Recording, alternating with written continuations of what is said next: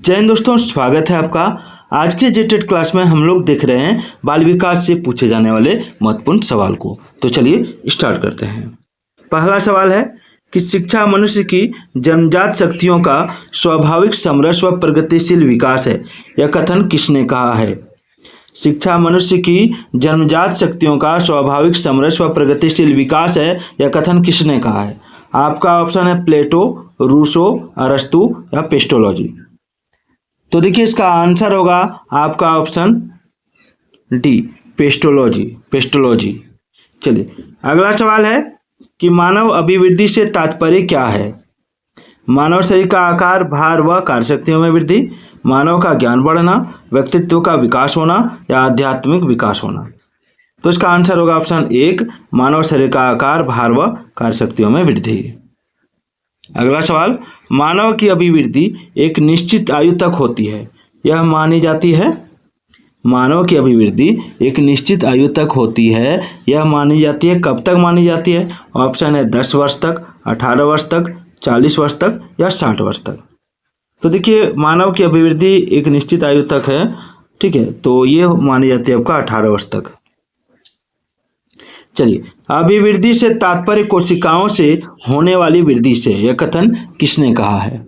अभिवृद्धि से तात्पर्य कोशिकाओं से होने वाली वृद्धि से, यह कथन किसने कहा है? तो यह कथन कहा आपका फ्रैंक ने। Option be the right answer.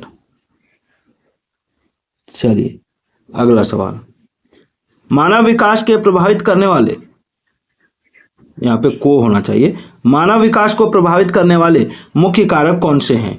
Option है वंशानुक्रम, वंशानुक्रम व पर्यावरण या इनमें से कोई नहीं। तो इसका आंसर होगा ऑप्शन सी, वंशानुक्रम व पर्यावरण। शिक्षा की दृष्टि से मानव विकास का निम्न पक्ष सबसे अधिक महत्वपूर्ण है। कौन सा पक्ष? शारीरिक पक्ष, मानसिक पक्ष, सामाजिक पक्ष या संवेगात्मक पक्ष। अगर आप 1 to 5 की तैयारी कर रहे हैं तो आप में से कौन कौन ईवीएस पढ़ना चाहते हैं एक बार कमेंट कीजिएगा, ठीक है।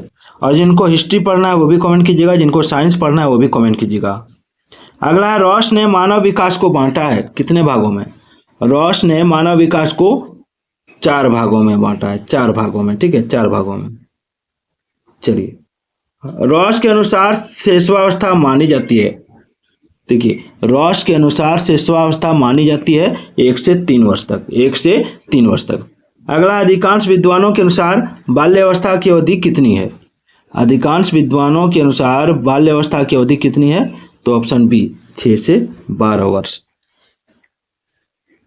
शिक्षा की दृष्टि से मानव विकास की कौन सी अवस्थाएं महत्वपूर्ण है? शिक्षा की दृष्टि से मानव विकास की जो अवस्थाएं महत्वपूर्ण है वो है शेषवावस्था, बाल्यावस्था और किशोरावस्था। दोस्तों, जेटेट की तैयारी अगर आप करना चाहते हैं, चुनिंदा प्रश्नों को देखना चाहते हैं, तो इस चैनल को शेयर, सब्सक्राइब जरूर कीजिएगा, ठीक है, और एक कमेंट कर दीजिएगा कि आप कहाँ से देख रहे हैं। हम लोग छोटे चैनल वाले हैं तो हो सकता है आपको विश्वास ना हो, लेकिन मैं भी तैयारी कर रहा हूँ, तो मैं जो पढ़ रहा हूँ वही मैं आप लोगों को पढ़ा रहा हूँ, ताकि आप भी पास करें, मैं भी पास करूँ और मेरा ये चैनल आप लोगों के आशीर्वाद से चल भी जाए। अगला है कि प्रत्येक जाति, चाहे वह पशु जाति हो, एक चीज़ और, मैंने सीटेट भी एक ही बार में पास किया था 2019 में। प्रत्येक जाति, चाहे वह पशु जाति हो या मानव जाति, अपनी जाति के अनुरूप विकास के प्रतिमान का अनुसरण करेगा, यह कथन किस सिद्धांत की ओर संकेत करता है? तो देखिए यह कथन संकेत करता है आपका ऑप्शन डी, समान प्रतिमान का सिद्धांत। अगला है, जन्म से मृत्यु तक चलने वाली प्रक्रिया कौन सी है? जन्म से मृत्यु तक चलने वाली प्रक्रिया है आपका विकास।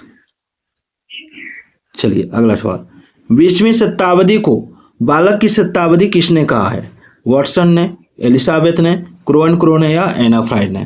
तो देखिए 20वीं शताब्दी को बालक की शताब्दी कहा है क्रो ने। चलिए, यह अवस्था मानव जीवन की नींव कही जाती है। कौन सी अवस्था मानव जीवन की नींव कही जाती है? तो देखिए मानव जीवन की नींव कही जाने वाली अवस्था है आपका शेषवावस्था। चलिए, शेषवावस्था की मुख्य विशेषताएं कौन सी हैं? तो देखिए शेषवावस्था की मुख्य विशेषताएं आपका शारीरिक विकास में तीव्रता, दूसरों पर निर्भरता, अनुकरण द्वारा सीखने की प्रवृत्ति, यानी उपरोक्त सभी। ऑप्शन डी, उपरोक्त सभी। शेषवावस्था को सीखने का आदर्श काल कहा है, किसने कहा है? तो शेषवावस्था को सीखने का आदर्श काल कहा है वैलेंटाइन ने। शिशु में जन्म के समय पाने वाला संवेग कौन सा है? तो देखिए शिशु में जन्म के समय पाने वाला संवेग है उत्तेजना, याद रखिएगा। इस अवस्था के प्रथम 6 वर्षों में बालक बाद के 12 वर्षों से अधिक सीख लेता है, कौन सी अवस्था है? इस अवस्था के प्रथम 6 वर्षों में बालक बाद के 12 वर्षों से अधिक सीख लेता है, कौन सी अवस्था है? तो ये अवस्था है आपका शैशवा अवस्था। शैशवा अवस्था में शिशु को निम्न प्रकार शिक्षा दी जानी चाहिए, किस तरह दी जानी चाहिए? तो आत्म प्रदर्शन के अवसर दें, चित्रों व कहानियों द्वारा शिक्षा, विभिन्न अंगों की शिक्षा या उपरोक्त सभी। तो इसमें ऑप्शन डी हो जाएगा, उपरोक्त सभी। ठीक है, चलिए आगे बढ़ते हैं। कॉल व ब्रूस ने बाल्यावस्था को माना है, क्या माना है कॉल व ब्रूस ने? तो देखिए कॉल व ब्रूस ने बाल्यावस्था को अनोखा काल माना है, अनोखा काल। चलिए, बाल्यावस्था को मिथ्या परिपक्वता काल किसने कहा है? बाल्यावस्था को मिथ्या परिपक्वता काल किसने कहा? तो देखिए ये काल कहा है आपका रॉस ने। वहीं यह बाल्यावस्था में पाई जाने वाली प्रवृत्तियां कौन सी हैं? तो देखिए बाल्यावस्था में पाई जाने वाली प्रवृत्तियां हैं आपका निरुद्देश्य भ्रमण की प्रवृत्ति, जिज्ञासा की प्रबलता, रचनात्मक कार्यों में आनंद लेना, उपरोक्त सभी, यानी option D is the right answer. इस अवस्था को समूह अवस्था या चुस्ती की अवस्था भी कहते हैं, कौन सी अवस्था? तो देखिए ये अवस्था आपका ऑप्शन बी बाल्यावस्था। ठीक है, चलिए किशोर अवस्था पर सबसे अधिक कार्य करने वाले मनोवैज्ञानिक कौन है? किशोर अवस्था पर सबसे अधिक कार्य करने वाले मनोवैज्ञानिक हैं आपका स्टैनले हॉल। चलिए स्टैनले हॉल ने इस अवस्था को बड़े संघर्ष, तनाव या तूफान की अवस्था कही है, कौन सी अवस्था है? तो किशोर अवस्था, ऑप्शन डी। ठीक है, किशोर अवस्था को।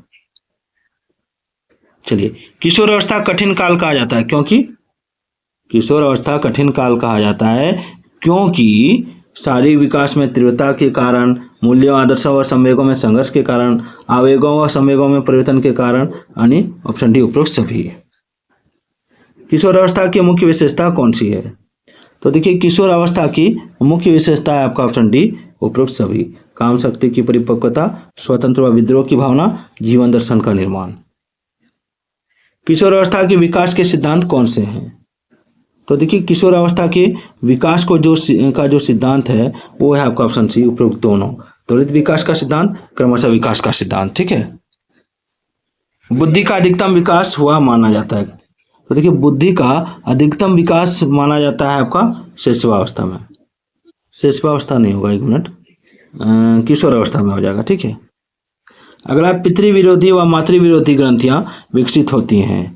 तो देखिए पितृ विरोधी व मातृ विरोधी ग्रंथियां विकसित होती है, ऑप्शन ए शैशवा अवस्था में। ठीक है, शैशवा अवस्था में। तो वीडियो कैसी लगी एक बार कमेंट कीजिएगा। इसमें अभी और बहुत सारे प्रश्न हैं जिसको मैं अगले पार्ट में पेश करूंगा। तब तक के लिए जय हिंद, जय भारत।